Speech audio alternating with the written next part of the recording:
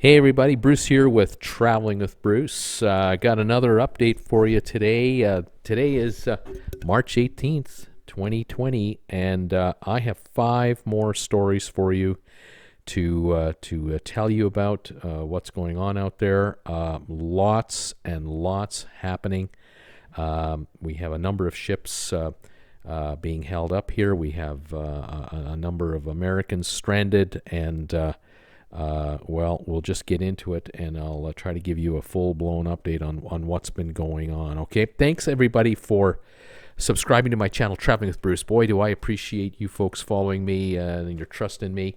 Thank you for giving my videos thumbs ups. Love your comments, and I really appreciate it when you folks let me know what you're hearing out there. Some of you have relatives and friends out there, and you're sharing information with me that I'm able to pass on here to everybody. I really do appreciate it. Thank you for becoming a follower on Facebook. If you want to know what's going on between when I'm doing these cruise updates, one idea is to join my Facebook group page called Traveling with Bruce, and join that crowd. I'm the administrator. Just ask to join. I'll let you in.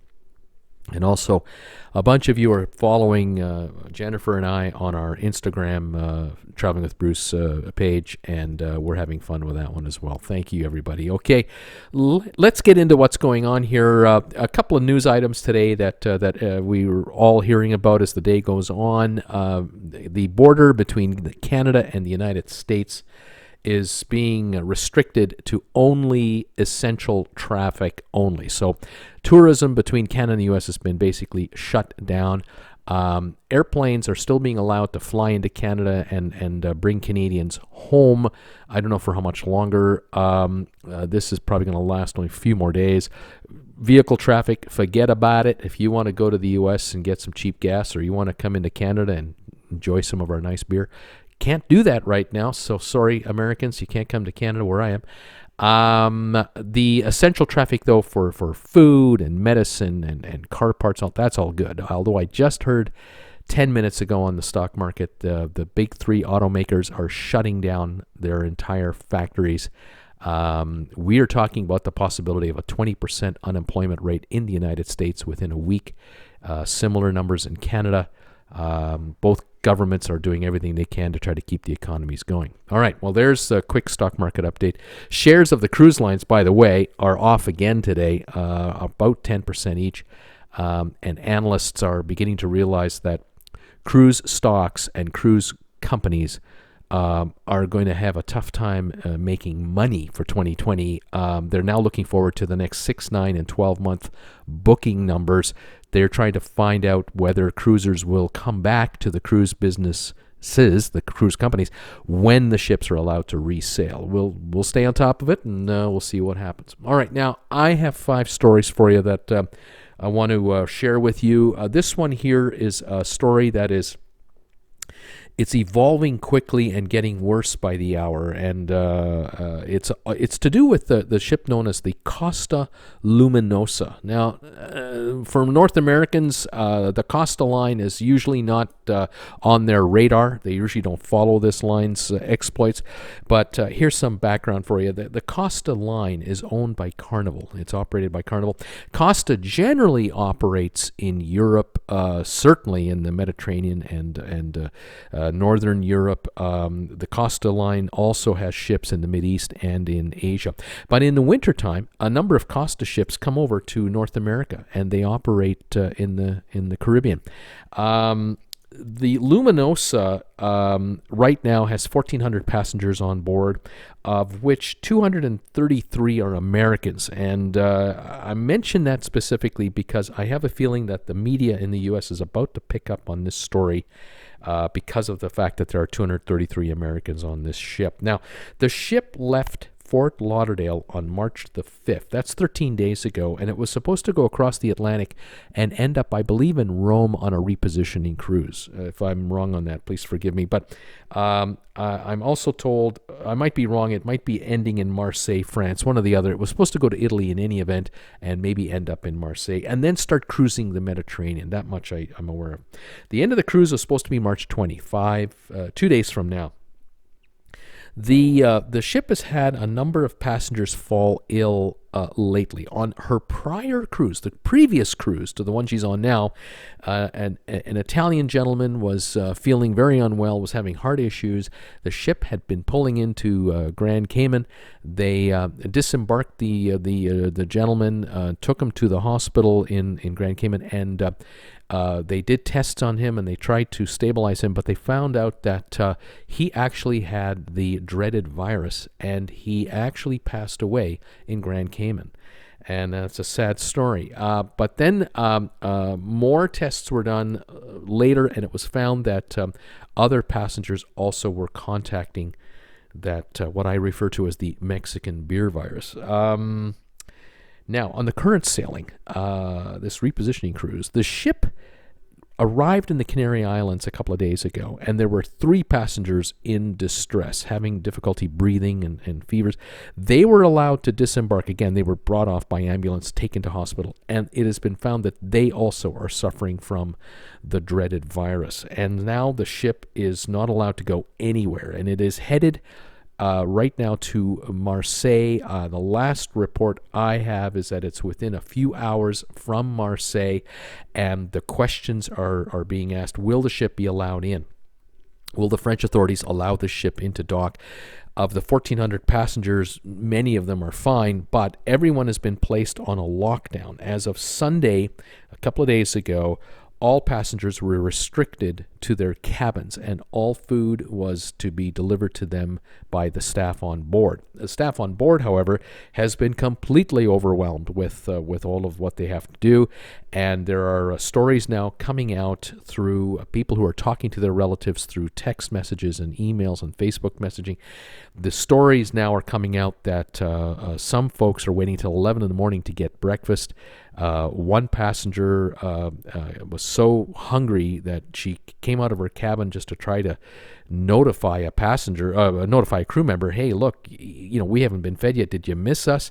And she stumbled across another passenger who was slumped over in the hallway, starving because, and he was having real problems. He's a diabetic, hadn't been fed for 18 hours. And so she alerted staff to him. They looked after him immediately. And I've been told that since Sunday and now yesterday and today, the schedule of food delivery is much more organized because they're getting the hang of it, I guess. But there's all kinds of stories on board this ship here of hardship. Very concerned relatives back home, obviously for Europeans and Americans and so on, and now complete uncertainty as to what is going to happen in Marseille. France is on a total national lockdown. No ports are open. And now we have to find out what will happen to the passengers on this cruise ship when the ship does approach Marseille. Will it be allowed into the harbor? Where, how, under what circumstances will anyone be allowed off the ship, or will they be made to stay on board the ship for a quarantine period? We do not want to see another one of those Diamond Princess situations that we saw in Yokohama. So I have a feeling that you're going to hear a lot about this ship very quickly on your local media and international media. But I'll stay on top of it in the meantime, of course, and let you know what I know when I know it. All right. Here is story number 2. It's all about the Holland America Amsterdam. This ship has been on a world voyage, and they too are obviously know that their port calls are all being totally disrupted. The latest news now is that this ship will end its world voyage in the next couple of days, 4 days from now, when it enters Fremantle in Australia. All passengers will be disembarked there, and the cruise is over. The ship apparently is going to take on provisions and fuel and turn around and head back to Fort Lauderdale directly with crew only. A number of passengers actually asked Holland America if they could stay on board the ship and go with the crew back to Fort Lauderdale, but Holland America has said no, can't do it. I believe insurance concerns are probably the chief factor, and I have a feeling that if the ship needs to stop on the way home, let's say in Hawaii, they're going to have a tough time with paperwork to allow the ship in with paying passengers. So the Holland America ship will disembark all passengers. The cruise is over. We'll stay on top of this for refunds and credits and everything else. And I know that Holland America being a great client, great cruise line that they are, they will arrange transportation home for these people as best they can from Australia. Story number 3, P&O UK Cruises, the ship known as the Arcadia. The Arcadia is on a world cruise, and it is working its way to South Africa right now. And they found out yesterday that Cape Town has denied the ship the ability to come into port and allow its passengers and crew to disembark and enjoy the area. So South African ports are closed. The Arcadia is now steaming to Durban simply for a refueling, provision, and medication stop, and will then immediately leave South Africa entirely and steam its way back to Southampton. So the sailing will end there. The ship should arrive in Southampton on April the 12th, which is quite a number of weeks from now, because after all, it is on the southern tip of Africa. It is a long way to sail, but no one is ill on board the ship. Everyone is fine.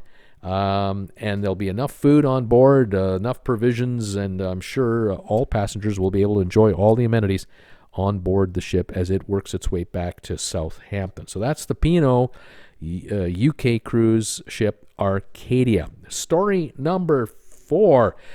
You remember the Holland America Westerdam cruise ship? This is the one that was in Asia, and it couldn't catch a break. It left Hong Kong. It was going to go to Manila. They got denied there.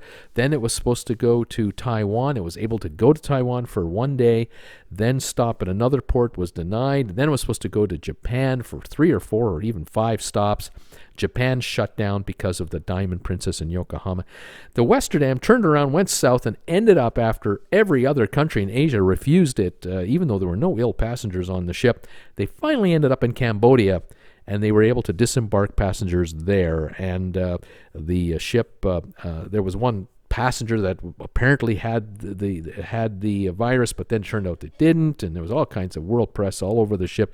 Bottom line was, the ship left Cambodia, ended up going back to Manila, being allowed into the Philippines there, refueled or brought on board fresh food, and then left to head for, the story was, Alaska. The Westerdam was supposed to go to Juneau, but we've now found out that's not going to happen. The ship just arrived in Hawaii day before yesterday with no one ill, only the crew of 680 plus 18 contract workers.